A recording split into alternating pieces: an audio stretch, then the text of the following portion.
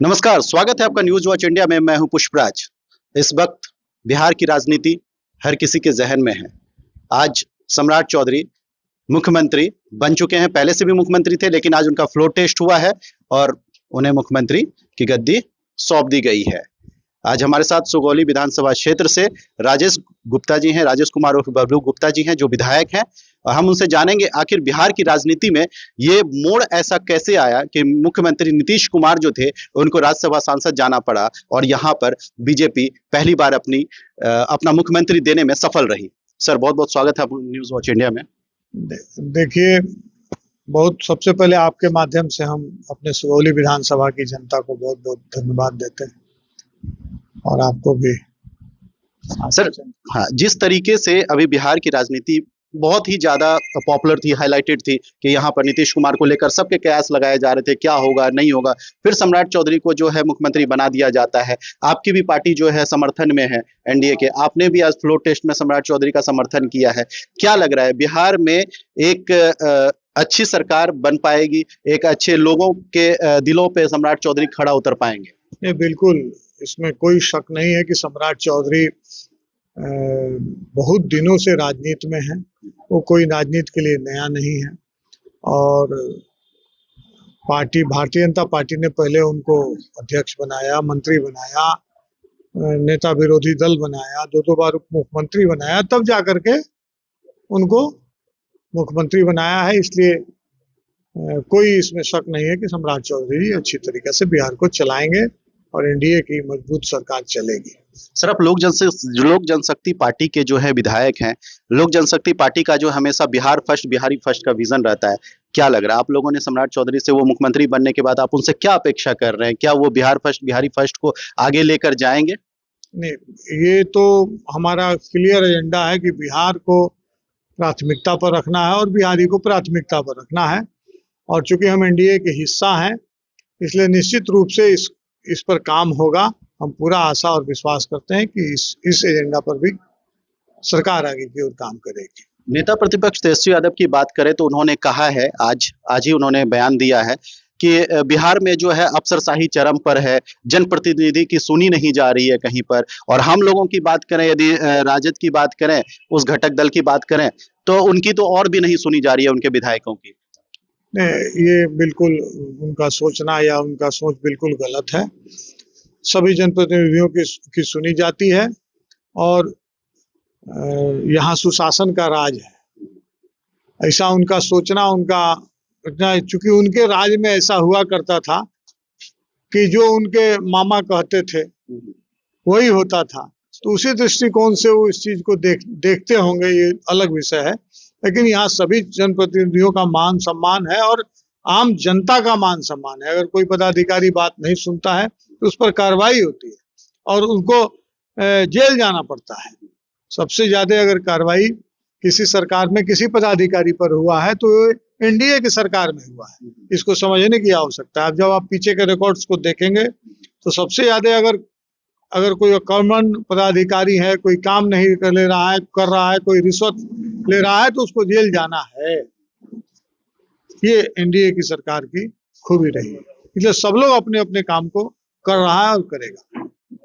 तो नीतीश कुमार सर एक बार फिर से बिहार की यात्रा पे निकलने वाले हैं, निशांत कुमार भी जाने वाले हैं। इस यात्रा से क्या संकेत मिल रहा है? लोगों का कहना है कि इस यात्रा से क्या फायदा होने वाला है बिहार को या नीतीश कुमार? नहीं, निशांत जी यात्रा पर निकलने वाले हैं। नीतीश कुमार जी के बारे में हमने सुना नहीं है। निशांत जी निश्चित रूप से वो अपने पार्टी को समझने, देखने, घूमने, अब राजनीति में नीतीश जी के बाद वो आए हैं, तो निश्चित तौर पर चूंकि नीतीश जी उनको थोपे नहीं है।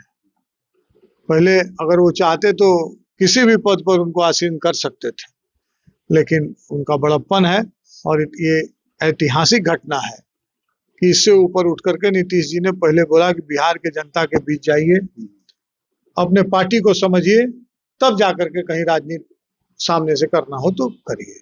तो घूम रहे हैं तो बहुत अच्छी बात है। लोगों को समझना, पार्टी को समझना, बिहार की जनता को समझना उनका अच्छा बात है। लेकिन जिस तरीके से अभी की राजनीति की हम बात करें तो कहीं ना कहीं ऐसा दिखता है कि कोई भी जनप्रतिनिधि होते हैं, उनको काम करना जो है एकदम मैंडेटरी हो जाता है।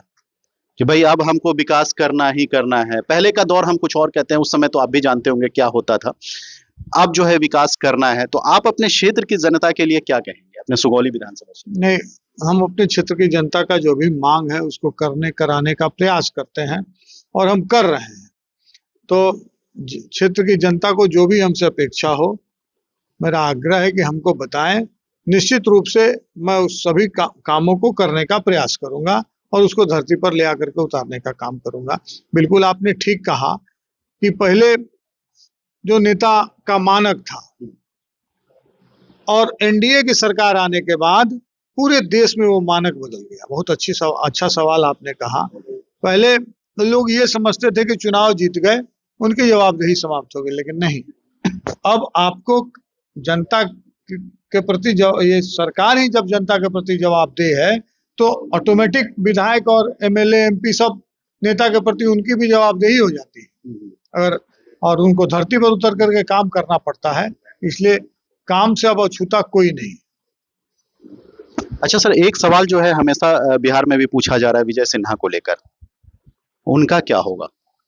नहीं, देखिए, विजय सिन्हा जी उप मुख्यमंत्री रहे हैं, स्पीकर रहे हैं। अभी भारतीय जनता पार्टी उनको निश्चित रूप से किसी जवाबदेह पद पर बैठाएगी, ऐसा हम उम्मीद करते हैं। और ये भारतीय जनता पार्टी के भीतर का मामला है, उस चीज को करेगी जरूर। अच्छा, यदि बिहार की हम बात करें तो यहाँ पर लोगों के अंदर एक सवाल रहता है कि सड़क तो हमें मिल गया, शिक्षा और स्वास्थ्य को लेकर हमेशा एक चिंता विषय, ये जो विषय है ये हमेशा चिंता का विषय बना हुआ है बिहार के अंदर। क्या आपको लगता है कि इस पर कुछ काम करना चाहिए आपके ही विधान? हम बता रहे हैं, इस पर लगातार काम हो रहा है। आप जब पीछे के दिनों में जाइएगा तो याद कीजिए शिक्षा की व्यवस्था को, और आज नहीं, चरमराया हुआ नहीं। जब से लालू जी की सरकार आई, धीरे धीरे स्कूल से विद्यार्थी गायब हो गए थे। लेकिन आपको मैं स्मरण कराना चाहता हूं कि देश ही नहीं, दुनिया नीतीश जी के एनडीए की इस मॉडल को अपनाई कि साइकिल दे करके बच्चियों को स्कूल में बुलाने का काम किया उन्होंने। ये दुनिया में मानक है, दुनिया में पहला ये देश और राज्य है जिसने बच्चियों को साइकिल बांटा और स्कूल बुलाने का काम किया।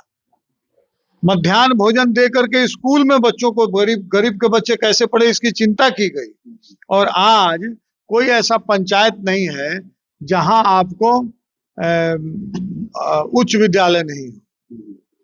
कोई ऐसा पंचायत नहीं है जहां बिहार में उच्च विद्यालय नहीं हो। और अब कोई ऐसा ब्लॉक नहीं है जहां डिग्री कॉलेज नहीं होगा। ऐसा सरकार का संकल्प है। और एक बात और समझिए, इस बार बिहार के बजट का 19%, 18 से 19% बजट शिक्षा पर रखा गया है।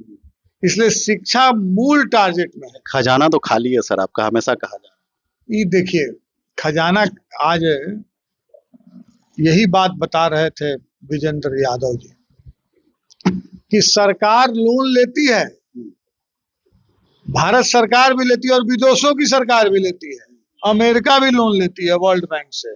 ऐसा कोई बात नहीं, खजाना खाली है। आपकी जो पार्टी है उसका विजन क्या होगा इस नए सम्राट चौधरी के मुख्यमंत्री बनने इस कार्यकाल में? हम एनडीए के साथ हैं, मेरा सारा सकारात्मक सहयोग उसके साथ है। हम लोग आज पक्ष में मतदान भी उनके किए हैं, इसलिए हम उनके साथ हैं, एनडीए के साथ हैं। और जो भी बिहार के हित के लिए होगा, और चूंकि एक घटक दल होने के नाते मैं आपको बताना चाहता हूं कि एलजेपी-आर, चिराग पासवान के सभी सिपाहियों का ये दायित्व है कि वो देखे कि सरकार सही दिशा में चल रही है कि नहीं चल रही है, जनता के प्रति जवाबदेह है कि नहीं है। ये हमारा काम है और निश्चित रूप से सरकार सही दिशा में चलेगी। चलिए, हमारे साथ विधायक साहब थे, हम उनसे जान रहे थे। इन्होंने काफ़ी बेबाकी से अपनी बातों को जो है हमारे सामने रखा है। काफ़ी सारे मुद्दों पर हमारी बात हुई है, ऐसे भी हमारी बातें होती रहेगी। आप देखते रहिए न्यूज़ वॉच इंडिया। नमस्कार।